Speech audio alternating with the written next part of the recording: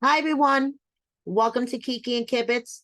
It's Mary, and I'm here with this week's edition of 90 Days and 900 Seconds Before the 90 Days, Season 6, Episode 7, Fatal Attraction.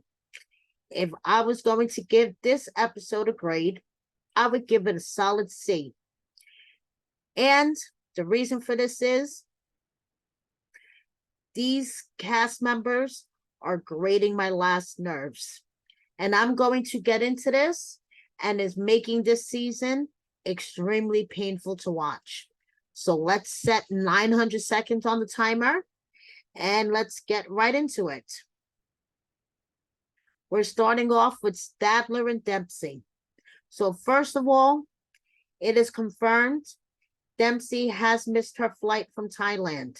And this is making Statler extremely anxious and insecure. She doesn't like this at all, guys, okay? And neither do I. She hasn't had proper communication with Dempsey in the past couple of weeks because she's been in Thailand with her dad, and it's just bringing up all these insecurities. But Statler has booked a nice room in Manchester, so she's going to go back to the room for the night and she's going to relax and, regroup. And hopefully the next morning, her and Dempsey are going to meet up. So she takes a train to Manchester and goes to the Cow Hollow Hotel and gets her room. And she realizes that the bathroom is really, really close to the sleeping quarters. Like, you could literally hear a person fart and take a poop as you're laying in bed. So she's like, this is going to be interesting. The next morning, I guess a combination of nerves and maybe something she ate, perhaps, it ran right through her. She was sick the whole night, on the toilet, all night. So I guess it was kind of a good thing that Dempsey missed her flight and they didn't meet up that first night, because Dempsey would have been laying in bed listening to Statler poop all night. Okay. So Statler had to go to urgent care. And to make a long story short, she has a parasite. No, it's not Scott. It's not E. Scott. Okay. She has a parasite. And the doctor gave her some anti-nausea medicine. And, she was feeling much better. She's not contagious, so she could actually meet up with Dempsey and not get her sick because she only has a parasite. And Dempsey made her flight, was on the train, and was getting off the train. So now Statler was like, I'm going to text her, and let's see, we're going to meet up somewhere halfway. So now Statler's so nervous again, she's about to poop her pants again. Okay. She has this expression on her face. She's about to poop her pants again. She's on the corner. She had just dropped her pin to Dempsey and she's like this, looking like she's about to poop her pants again, honestly. Okay. So now,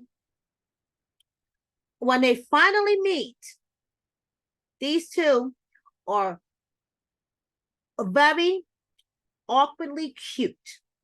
That's what I'm going to say. Awkwardly cute. And I like it. Okay? So, I am hoping that they do work out. Something in my gut tells me, no pun intended, that they may not work out, but they are going back to the room and let's see what next week brings. That's all I'm going to say about these two. But their first meeting, they were very cute. They're both awkward. Statler checked out her butt. Dempsey was turning 14 different colors. You could see the connection between them. They were cute. But something in my gut, like I said, no pun intended, tells me that these two are not going to pan out. Now, moving on to Gino and Jasmine. Now, this is sad when the man that you are going to marry is more interested in the Panama Canal than in your canal. Just saying. Okay, so Gino is really interested in this trip that they're going on to the Panama Canal, because he's an engineer. And the Panama Canal is one of the great engineering feats, which it is, granted, and he just wants to check it out. Okay. And honestly, he couldn't give a flying fluck what the hell Jasmine is talking about. Jasmine is there talking about that the Panama Canal is a love story between her country and his country. And Gino couldn't give a flying flock what she's talking about. Gino's checking out the canal. He's looking around. He's taking it all in. As an engineer, he's interested in the canal. Like I said, he's more interested in the Panama Canal than he is in Jasmine's canal in real life. Okay, let's just, call a spade a spade. But Jasmine is like, honey, are you okay? And he's like, yeah, I'm fine. I just want to look at the canal. Like, I really couldn't give a shit what you're saying right now, basically. And he's like, then she brings up, we need to work on our communication. Because, when I was with my ex-husband for 8 years, the biggest problem was we had no communication. And Gino plays a game of, how do you like them apples? By turning around and saying, well, when I was with my ex-wife, we had no problems with communication. And Jasmine looked like that someone just stabbed her in the throat when Gino brought up his ex. And Jasmine shoots him the death look. And she's like, why are you breaking up your ex? You had a boring relationship. Of course you didn't fight with your ex. Your relationship was boring. And Gino, in a case of, how do you like them apples? Like, well, if you're going to bring up your ex, I'm going to bring up my ex. So then they go and they're like in a park or whatever. And Gino's struggling, trying to open up his bag of peanuts. And then he chooses to confront Jasmine about Dane and the little tea that her own friend Yira spilled last week. And you can see Jasmine mentally making a mental note to like strangle Yira in her sleep. And she tells Gino, no, Dane and I are just friends, okay? Then she spills the tea that Dane lives in the same building. Yes, the apartment that Gino happens to pay $3,000 a month rent for, because she does talk to Dane once a week. They do hang out, they shop, they do things that friends do. He just happens to be an ex. They were friends with benefits, by the way, Gino. But, this all stopped when Jasmine started seeing Gino, okay? And yes, they do live in the same building, and she may see him once a week or more and talk to him and complain about her sexual problems like we've seen last week. But, you have nothing to worry about. Just keep paying the rent until you get her to Michigan, okay? So Gino's like, wait a second. I don't like this. What the hell? You will blow a gasket if I breathe the same air as my ex. And you're living in the same building and I pay the rent? Like, hello? Okay, so yes, Gino. And especially when Jasmine admitted that she fantasizes about what would having sex with Dane be like. Because Gino doesn't have sex with her, So it's all Gino's fault. Because if Gino were to pay more attention to Jasmine's canal than the Panama Canal, then Jasmine wouldn't have to fantasize about having sex with Dane. So listen, Gino, just keep paying the $3,000 rent for Jasmine's apartment down the hall from Dane. Okay. Maybe take a double dose of the blue pill and you wouldn't have to worry about anything. Okay. Just saying. Moving on to Misha and Nikola. Okay. Now, this couple, I have high hopes for. I really, really do. I just think Nikola just needs to take the stick out of his butt. Okay. And I'm sure Misha respectfully agrees with me. Okay. I say this respectfully. Nikola needs to take the stick out of his butt. So They are going to Haifa, which is a holy city. Okay. And they get there, and immediately Misha feels underdressed. Okay. She's a TV reporter. She's used to being able to change her outfits in 2.5 seconds in the back of a car. Nikola is like, oh my goodness, what are you doing? No, she gets in the back seat and she does Darcy. She changes her outfit, gets into a dress. She's like, Nikola, zip me up in like less than 2.5 seconds. And she's like, that's it. Nikola, mind you, was standing there trying to like cover the windows with his arms. And he's like, oh my goodness, I can't believe she's doing this. No, she's a TV reporter by trade. She's used to doing this stuff. She could change probably in the back of a dumpster. She probably crouch down in the back of a dumpster somewhere and change. Her cameraman covers her up all the time. Like, Nikola, you better get used to this, okay? Because Misha may be a devout Catholic, but she is a devout, fashionable Catholic, okay? So is my mother-in-law. My mother-in-law is a devout Catholic, but it takes her 2 hours to get ready to go anywhere. There is nothing wrong with being a devout Catholic, abiding by all of the rules of the Catholic Church, knowing all the prayers, doing everything right by the Catholic Church, and still taking 2 hours to get ready. Okay, so Misha is doing the Darcy in the back of the car. Nikola is like, I don't know, what to think of this. So Misha's pushing the point about meeting his family. And I get her. It's been 7 years. Okay. She needs to know, are we going to be engaged? Am I going to meet your family? Like, what is going on? These are the 2 weeks that we need to know what's up. It's been 7 years. And Nikola's like, we have the rest of our lives to figure this out. No, dude, it's been 7 years. I get where she's coming from, okay? She's there.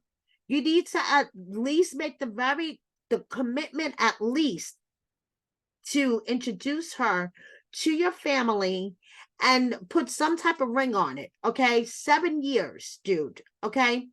So he's like, I don't know why she keeps pushing the issue.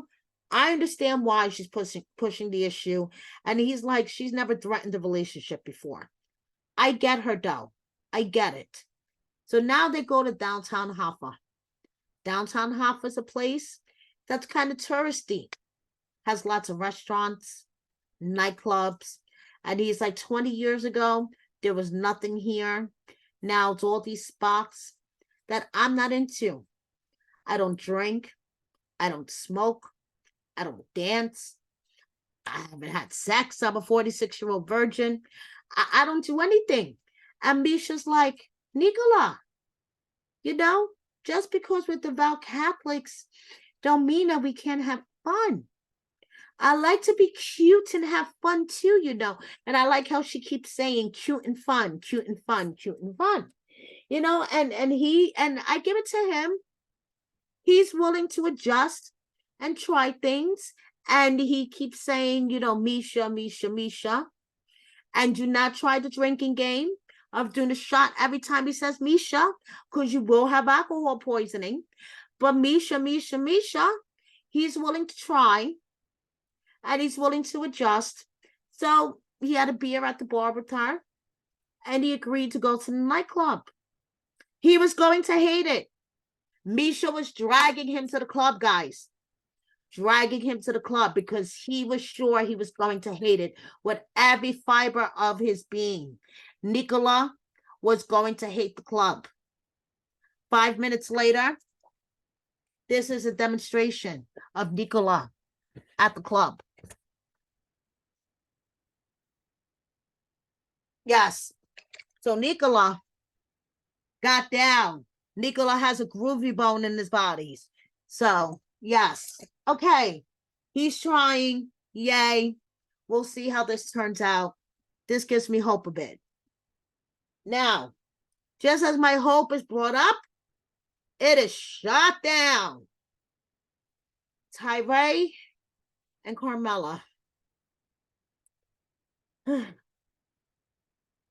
Okay. So Tyray decided to hire a PI. Like he needs any more evidence that Carmella does not exist. But hey, let's hire a PI. Okay. So he feels like this deal could be real, and Carmella's boyfriend or husband is just breaking them up. All righty then. Okay. Tyray and his sister LaShanti go see Lewis the PI. And lucky for Lewis, he gets to have his business on 90 Day Fiance. So basically, all the phones were burner phones, and Lewis did his own investigation. And guess what? Carmella is a webcam girl. Are we surprised? I'm not. Okay, so Tyray is more confused than ever. What is there to be confused about? I'm not sure, but Tyray is more confused than ever. He's like, well, maybe the person behind the pictures and the one that was sending me the text are not the same person.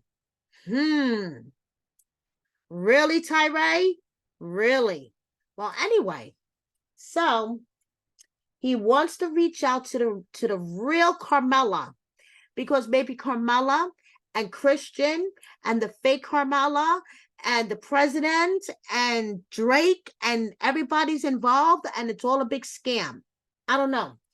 Okay, so now he has messaged the real Carmella or the fake Carmella or the Snapchat Carmella, however you want to refer to her, okay? And there's been no response. So he decides that he's going to sit down with his mom and his other sister, who have been in the dark this whole time, and tell them exactly what's going on. His mother looked like she wanted to get up and slap some sense into her son. She just kept saying, like, are you kidding me? Like, what's going on? Like, first he started to explain about Carmella and how he went to Barbados and she ghosted him in Barbados. And his mother was like, what? I hope you're not talking to her anymore. And when he continued with his story, his mother was like, what? Then he dropped the bomb that he's going to Barbados, because he just has to confront whoever this person is, whether it's Christian, whether it's Carmella, whether it's Drake. He needs to confront whoever this person is. And his mother, poor woman with her health issues and everything, looks like she wants to get up out of her chair and slap the crap out of her son. Slap some sense into him. But yeah, he's going to Barbados. We shall see. So now we have Riley and Violet. Okay. We start off hopeful. I started off hopeful. Okay. They go to a Vietnam War museum. And Riley, as a military man, it's important for him to be there.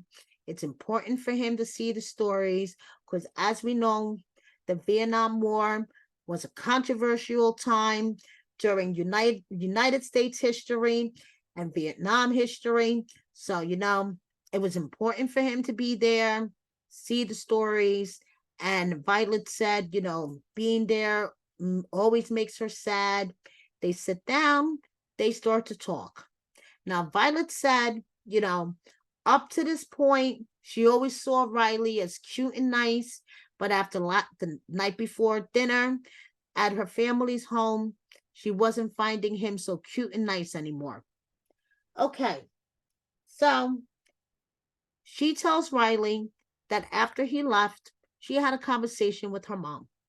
And her mom says that Riley is jealous and not thoughtful. Why is Riley not thoughtful? Because he didn't bring her mom a gift. And Riley, first, to his defense, he said, well, I didn't know what your mom likes.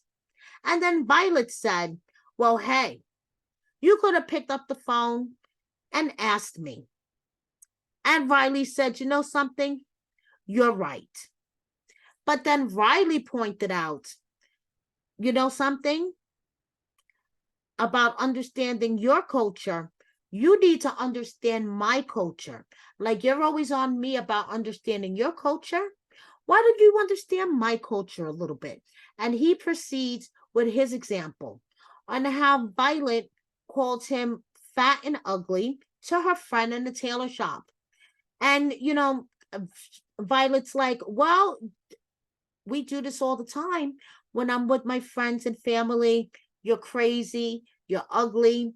And Riley's like, I get that. Amongst family, you know, that stuff, it could fly. But in front of strangers, I don't know the context. I don't know what's going on. And also, you're speaking another language, and you have to look at it from my point of view. I've only seen one other person my skin color since I've been here.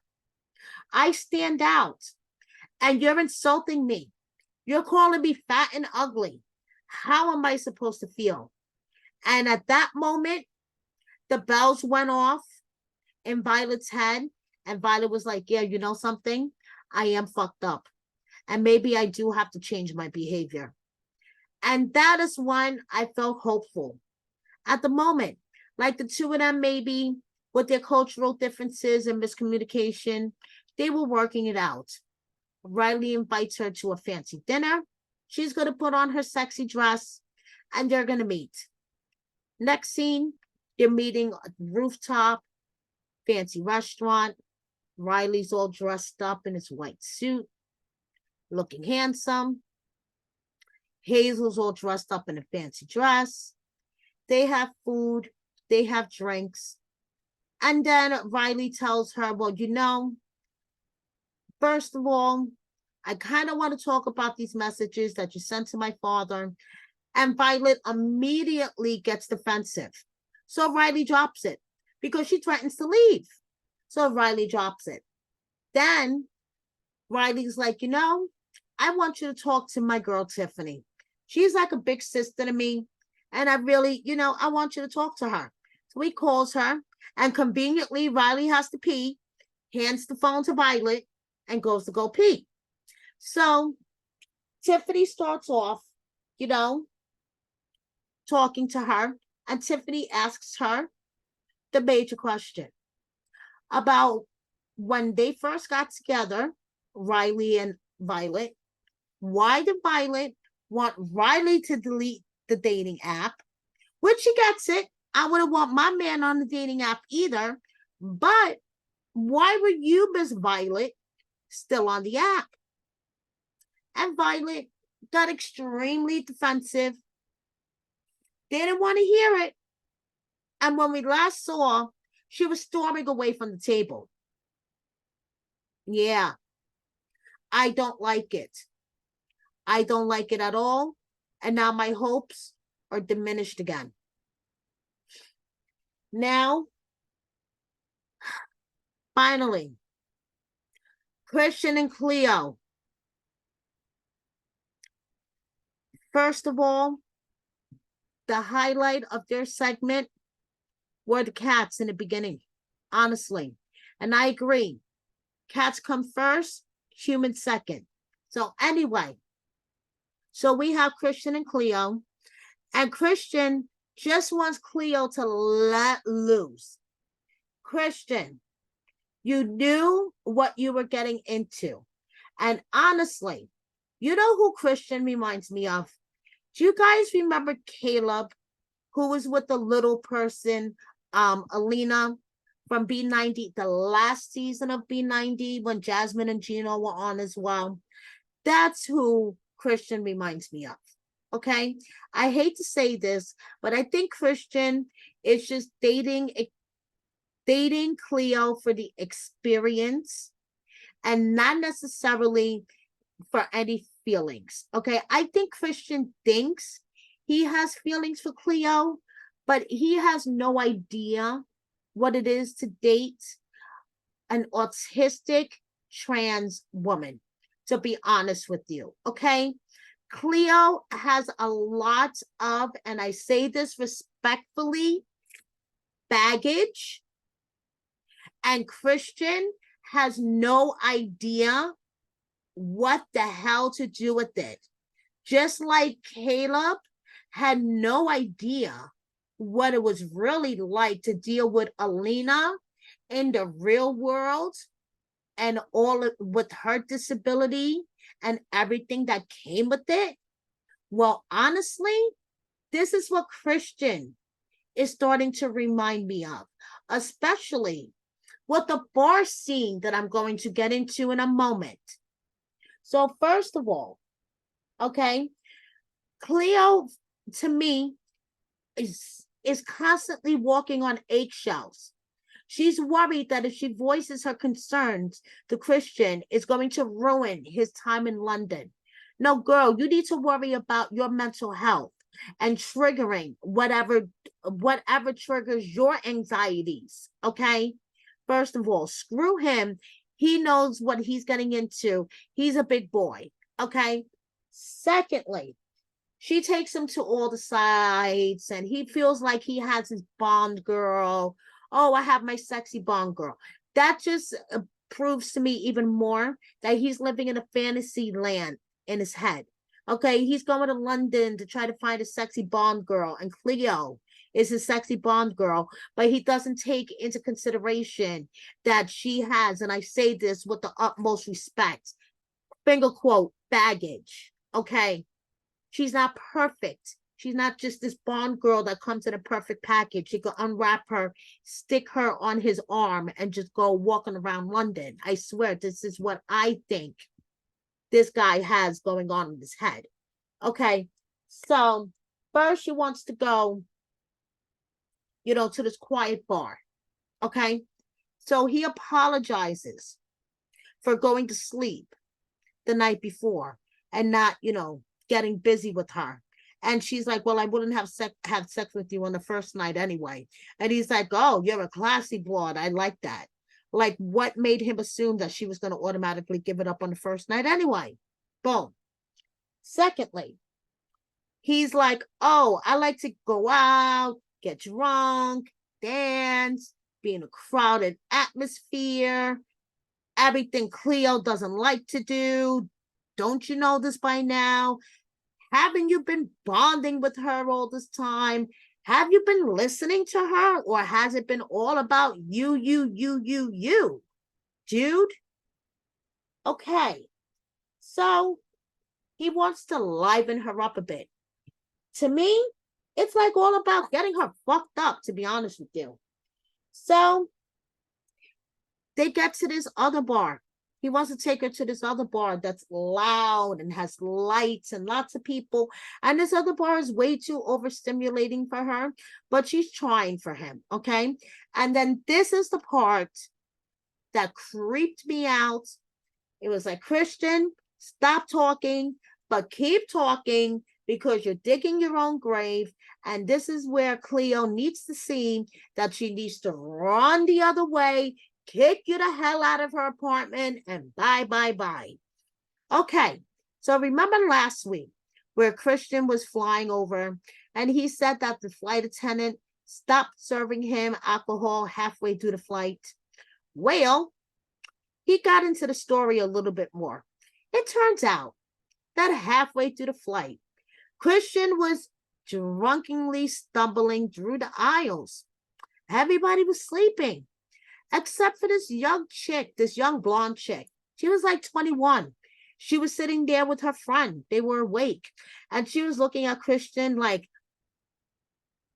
so Christian decided to sit down next to her and her friend and start socializing with them. So he was sitting there talking to them, hitting on them probably, and then decided that, hey, he was going to get all three of them drinks. So he went back to the flight attendant and asked for 3 drinks. And the flight attendant said, I heard about you. I'm cutting you off. Get your ass back to your seat. You sleazy old dude hitting on the young chicks. Meanwhile, Cleo's looking at him. Her eyes are getting bigger and bigger and bigger by the second. And he's like, what do you think about that whole thing? And Cleo's like, honestly, I would have been kind of freaked out if that would have happened to me. And Christian is trying to just chalk it up to his friendliness. You know, I'm going to talk to everybody and anybody when I'm out there. Doesn't matter if it's a 16-year-old girl, an 80-year-old chick. I'm going to hit on anybody and everybody. So you better get used to this, Cleo. At least I'm telling you about it. So Cleo's like looking at him like, So now turns to a group of chicks that are sitting behind them. And he's like, hey, what are you guys celebrating a birthday?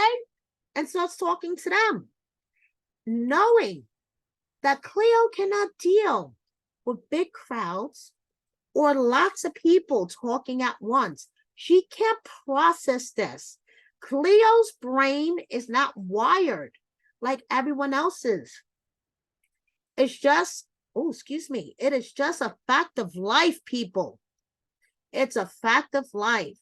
Cleo's brain is not wired like everyone else's. And Christian is just triggering her. Instead of being supportive, Christian just triggers. And he turns to the other, group of chicks, okay, which would piss anybody off. It would piss me off.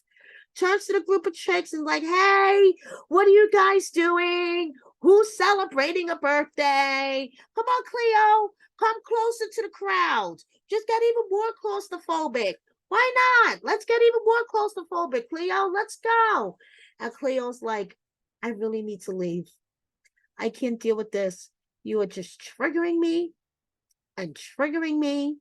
and let's just go. So Cleo at the end is like, if this is what life is going to be like with Christian every day, it's going to be exhausting. And guess what, Cleo? This is probably what life is going to be like with Christian every day. So you might as well send him home. Send him home. So next week, Dempsey's non-working toilet room in her apartment does not work for Statler and her digestive problems. Statler needs all toilets to be working at all times. David gets the true Philippines treatment from Sheila, a la Big Ed and Rose style. Remember that? The cold water bucket shower? Let's check this out. Nikola embarrasses Misha about her messiness. Not cool, Nikola.